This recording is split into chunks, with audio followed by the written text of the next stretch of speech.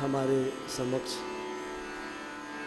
हमारे अग्रज भी बैठे हैं और मेरे बाद के भी बैठे हैं।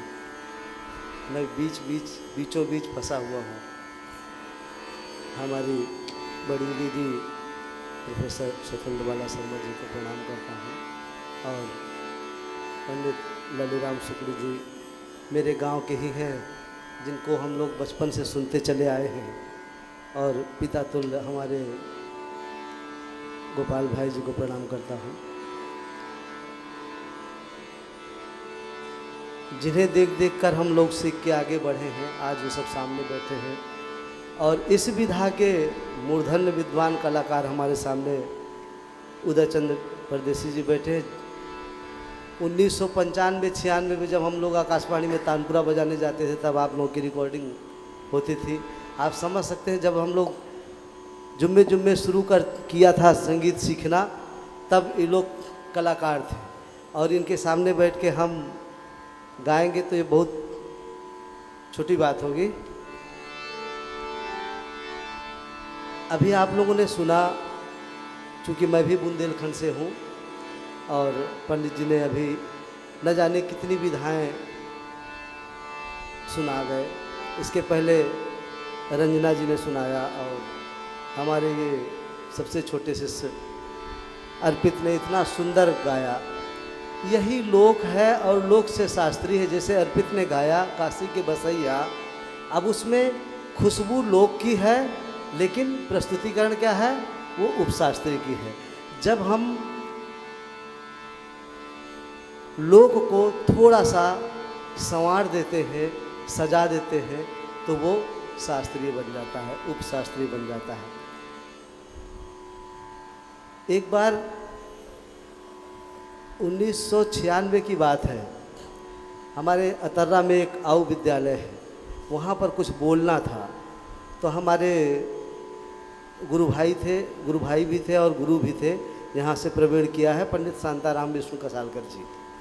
तो उन्होंने हमें एक छोटे से शब्द में इतना सुंदर समझाया लोक और शास्त्रीय क्या होता है कि जो बच्चों तक को भी समझ में आ जाए। उन्होंने कहा, जैसे हम खेत में अनाज पैदा करते हैं और वहाँ से धान इकट्ठा करके घर लाते हैं, वही लोक है। चना इकट्ठा करते हैं, वो लोक है। और जब हम चने को बेसन बना के जलेबी बनाते हैं, पकौड़ी बनाते हैं, वो शास्त्रीय है। तो इतनी अच्छी बात वो समझ में आई जो पूरे जीवन याद रहेगी। तो जैसे अभी पंडित लल्लूराम जी ने जो भी प्रस्तुति दिया, वो एकदम प्योर लोक है। और लोक में भी जो मज़ा हुआ आ रहा था वो उनकी साधना है। और हमारे लोक और शास्त्रीय के बीच का जो संबंध है, सांगीतिक संबंध, तो सब कुछ है, सिर्फ भाषा का अंतर है। सिर्फ भाषा का अंतर है। जब शास्त्रीय संगीत का कलाकार मज जाता है और परफेक्ट कलाकार बन जाता है, तो वो भी जब राग का विस्तार करता है तो वो धुन बन जाती है। वो धुन बन जाती है क्योंकि कलाकार अपने में नहीं रहता और वो राग एक धुन बन के अपने साथ दूसरों को भी रसास्वादन कराती चली जाती है। और ठीक यही बात है कि जब लोक संगीत का कलाकार बिना सीखे, बिना समझे गाता है, तो पूरा भावपूर्ण गाते हुए उसे नहीं पता होता कौन सा सुर लग रहा है, कहाँ सुर जा रहा है, हम क्या कर रहे हैं नहीं पता होता, वो उमंग में गाता हुआ चला जाता है। इसका मतलब दोनों के अंतर संबंध में क्या हुआ? सबसे पहला मूल हमारा एक क्या है? आवाज़, स्वर। दूसरा लय। लय सिखाई नहीं जा सकती है, लय अंतर्निहित रहती है व्यक्ति के अंदर। ताल सिखाया जाता है। हमारे लोक संस्कृति में, लोक गीतों में भरपूर सुर लय ताल भरा पड़ा हुआ है, जो प्रारंभिक विद्यार्थी को, बच्चे को सिखाते समय लोक का माध्यम बना के उसके अंदर प्रवेश किया जाता है। हमारे यहाँ बहुत से शिक्षक भी हैं। आप देखिएगा कि जब बहुत बेसुरा बेताला बच्चा होता है तो हम उसे कैसे सुर में लाते हैं? सारे गामा गा के हम उसे सुर में ला सकते हैं? नहीं ला सकते, कभी नहीं ला सकते। हम उसे चाहे सारे गामा की धुन बना के करें या कोई सीधी सादी बंदिश को धुन बना के गाएं, तो वो धुन को पकड़ता है, उस लय को पकड़ता है और पकड़ते पकड़ते धीरे धीरे उसकी आदत बन जाती है कि कैसे उसे कॉपी करना है दूसरे की। और 2-4 साल 5 साल तक जब लगातार लगा रहता है तो उसे कॉपी करना आ जाता है। जब कॉपी करना आ जाता है तब उसे सुर देखने समझने का ज्ञान होता है, तब वो देखता है कि उसमें क्या है। हमारे गुरुजी ने कहा कि बचपन में एक हमने प्रबंध करके सीखा था, लेकिन उस समय नहीं बताया गया था कि किस राग में है, किस ताल में है। जब बड़े हुए, जब देखा तो देखा कि वो जिला काफ़ी में है। तो ये जो संगीत के शिक्षा की जो परंपरा है वो लोक से शुरू होती है, और जब धीरे धीरे समझदार होता है बच्चा तब वो देखना शुरू करता है सुर लय ताल और उसे समझना शुरू करता है, तब वो एक शास्त्रीय विधा में के फ्रेम में बनता है। हमारे जितने भी राग हैं सभी राग लोक से ही आए हैं। आप कलिंगड़ा ले लीजिए, भैरव सबसे पहले सिखाया जाता है, लेकिन भैरव से पहले कलिंगड़ा था। कलिंगड़ा राज की एक धुन हुआ करती थी जिससे लिया गया, उसी से गौरी आया, बाद में उसे और परिमार्जित किया गया तो वो भैरव आ गया। अब चूँकि लोक संस्कृत का है तो मैं भी थोड़ा सा कुछ लोक ही गाऊंगा।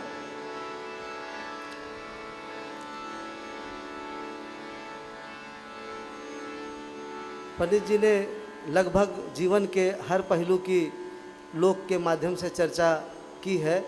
जो बीच बीच का मैं देख पा रहा हूँ कि मैं भी कुछ कर सकता हूँ तो मैं सुनाने का प्रयास करूँगा। उससे अलग हमारे गुरु जी ने लिखा है,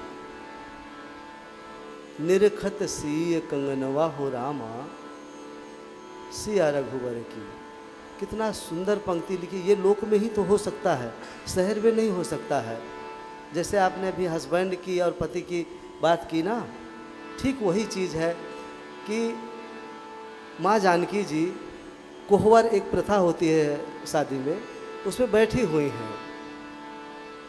अब वो देखना चाह रही हैं राम जी की मूरत को, लेकिन देख नहीं पा रही हैं। क्यों? लाज शर्म नाम की चीज़ हुआ करती थी जो अब सब खत्म हो चुकी है। वो देखना चाह रही कि हम कैसे देखें। अगर हम उनको डर लग रहा है कि अगर हम देखते हैं इसे तो हमारी सखियां खड़ी हैं, सब हमारा मजाक उड़ाएंगी, तो कैसे देखें। तो बहुत देर तक वो देखती रहीं और उनके कंगन में, कंगन इतना खूबसूरत था, चमकदार था कि उस कंगन में भगवान की मूर्ति का दर्शन होने लगा। तो एक टक वो देखना शुरू कर दी, और जब वो एक टक देखना शुरू कर दी तब वहाँ वियोग भी आ जाता है कि अगर हाथ हिल गया तो वो दर्शन छूट जाएगा। तो उसी पर आधारित मैं 2 लाइन सुनाऊंगा, पूरा ना करके फिर एक बुंदेली लोकगीत से समापन करूंगा।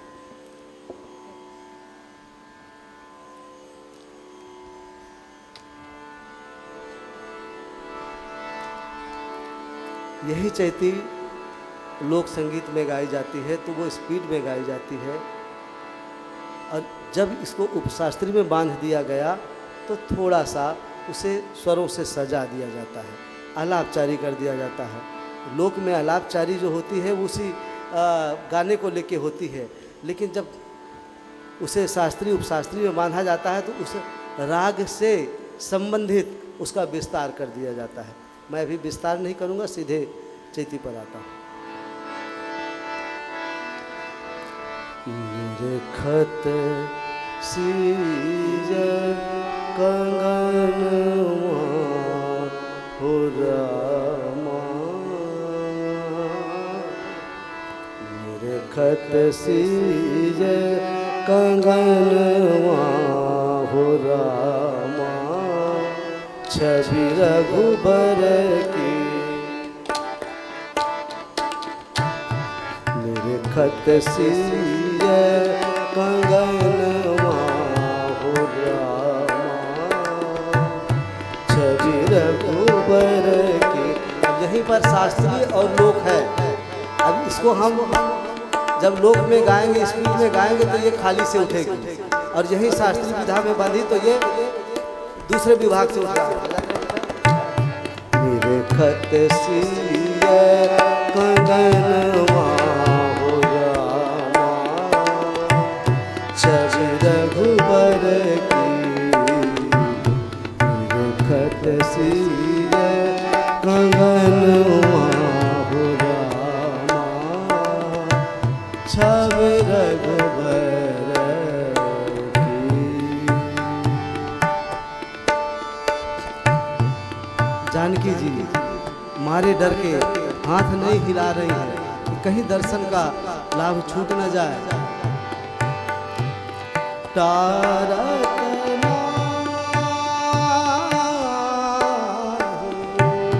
तारक नाही टेक रही कर, तारक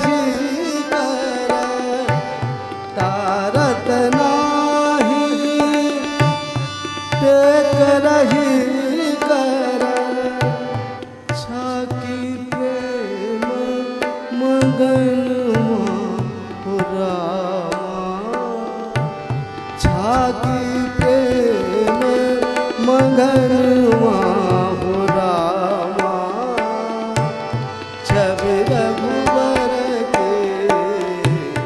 निरखत सिय कंगनवा हो रामा, छवि रघुबर के। इतने में भगवान समझ जाते हैं माँ जानकी जी की इच्छा को। लखी सीता मगन भर रघुबर, लखी छवि प्रीता, लखी छवि प्रीता, लखी छवि प्रीता मगन भर रघुबर। अंतर प्रीत पहचाने हो रामा, अंतर प्रीत पहचाने हो रामा, छवि रघुबर के। निरखत सिय कंगनवा हो रामा, छवि रघुबर के। आगे बहुत बड़ा है।